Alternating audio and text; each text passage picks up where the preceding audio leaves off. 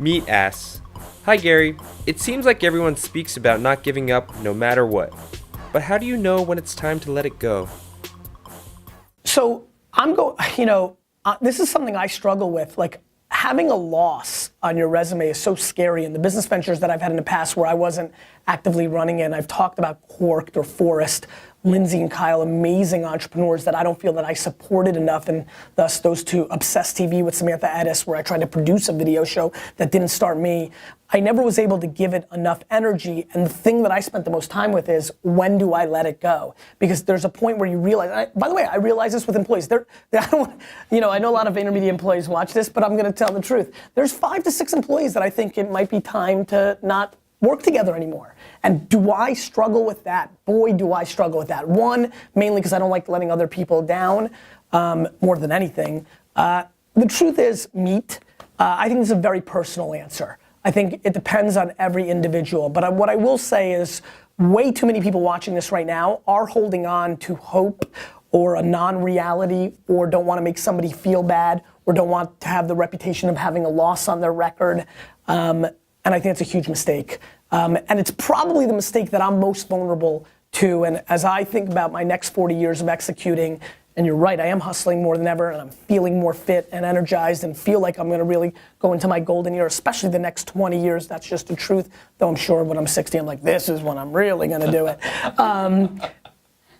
I do think this is a tremendous question. I'm so goddamn pumped that this happened on my post 40th birthday episode, first one. This is the one thing that I'm spending a lot of time on. I think it's hard, but it is, I think more people have to let go more often. And the two things I'm working on are both ends of that. Saying no more often, because boy, that's hard for me.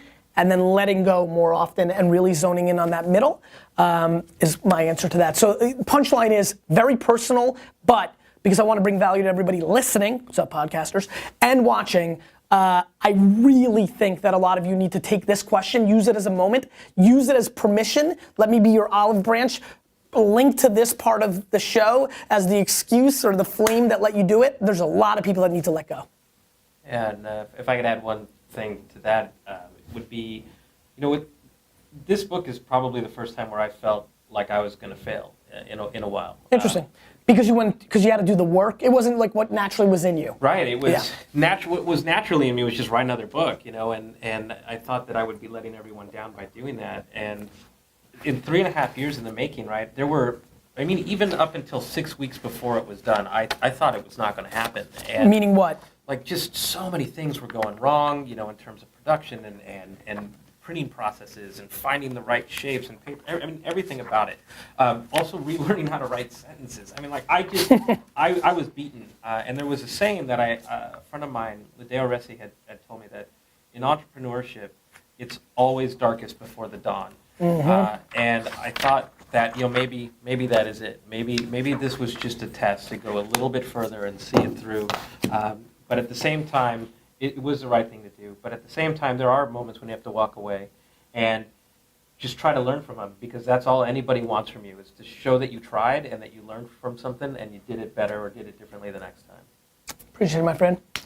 As the guest of today's show, you get to ask the Vayner Nation. I've been back to the question of the day. You get to ask them any question. This is a great opportunity. I know you like focus groups and data. There'll be a lot of answers on YouTube and Facebook, and I'll send you the links so you can go through them. Here's your shot.